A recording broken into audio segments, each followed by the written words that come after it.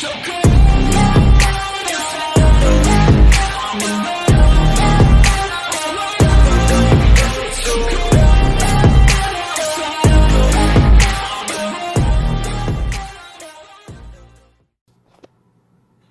this is Zeta from Team Rufflepuff. Coming at you guys with a Sky Striker deck profile. Got a request for it, and we're gonna go ahead and take a shot into it. The Matt's from Team Samurai X1 shop, and shout outs to him. It's pretty nice. But we'll go ahead and get into it. The first mandatory things you have to play in this deck is 3 Ray. Ray's, everybody kind of knows what Ray's effect does right now, but just for a recap, you can use her effect to tribute herself off and summon a Sky Striker extra deck monster from the extra deck to the extra deck zone. And then her second effect is if a Sky Striker in the extra deck zone is destroyed, well, left the field by an opponent's card effect, you can special summon Ray back from the graveyard back to the field. So it's pretty mandatory to play 3. Next, for the monsters, you play Hand Traps, 2 Ash Blossom for negation, 2 Ogre. For the mirror match, it's also pretty good against Salad and Altergeist, so it's pretty cool. Double Veiler. We do play Infinite Impermanence, but sometimes Infinite Impermanence is just not enough, and you have to play Veiler. Veiler's really good when you go second, when you're forced to go second, and you well, actually no, when you're going first, and you've already made your play, and you have to be able to activate Veiler quickly. So that's the hand trap lineup. The spice attack in the deck is Cyberstein.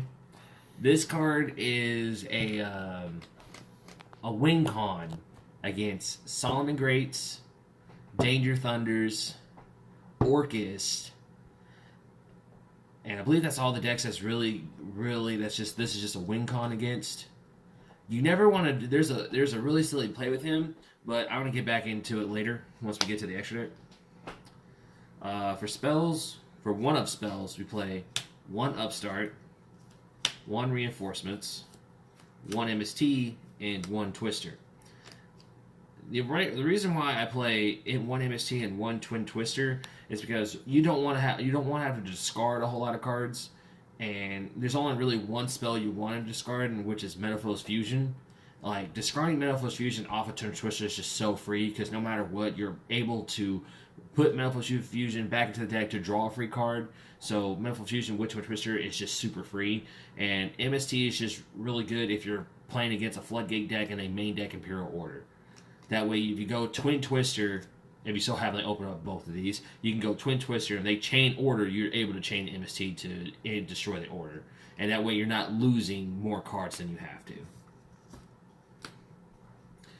For Sky Striker spells, you play, of course, 3 Engage, 3 Multi-Roll, 2 Area 0, 2 Shark Cannon, 3 Widow Anchor, and then we play the 1 Jamming Wave, the 1 Afterburner, the 1 Hercules Base, the 1 Hornet Drone, and the 1 Eagle Booster.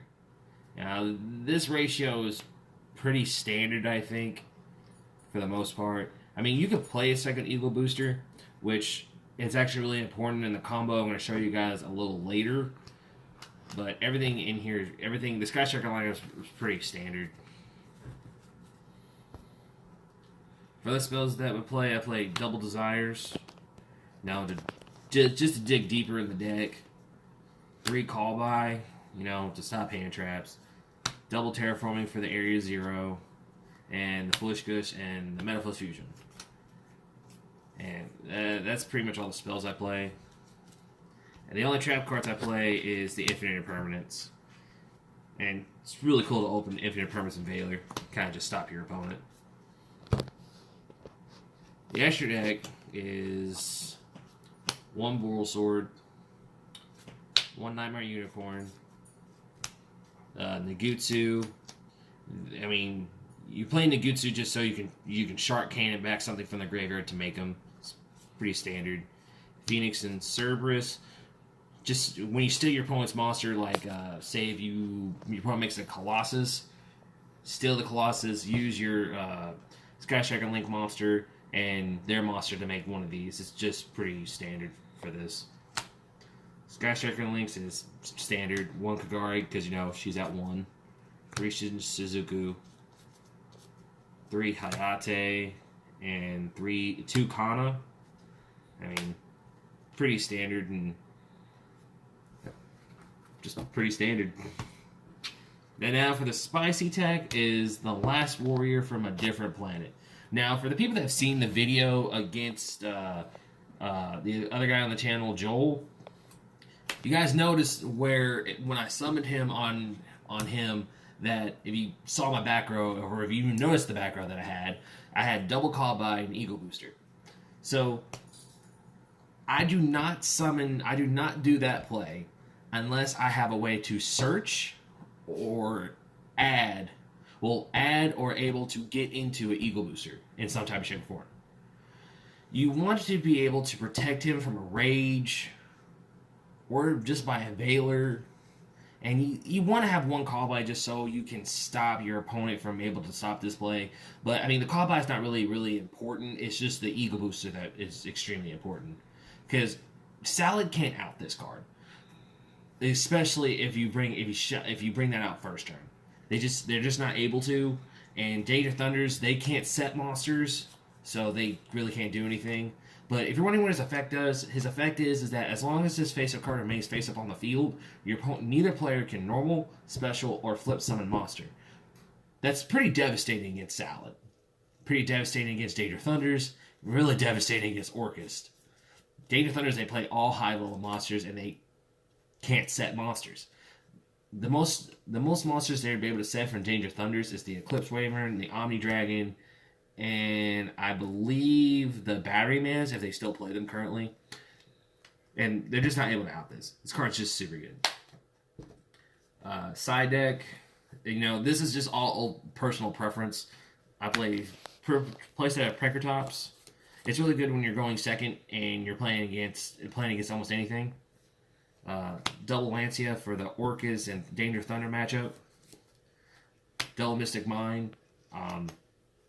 It's just super cheesy in certain situations when your opponent makes a board and you're just like, ha, now your board's just absolutely dead. I also play set of Mind Control.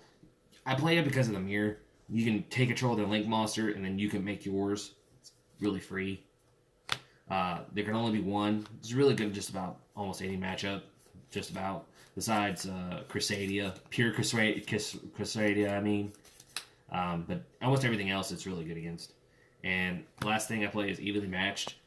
I mean, people say that this card's just not that good right now, but they're still making boards, and it's just a good way to bait out their cards. And overall, I still think this is a really good card. That's the entire deck profile, and if you guys haven't, I hope you guys can like and subscribe to this video.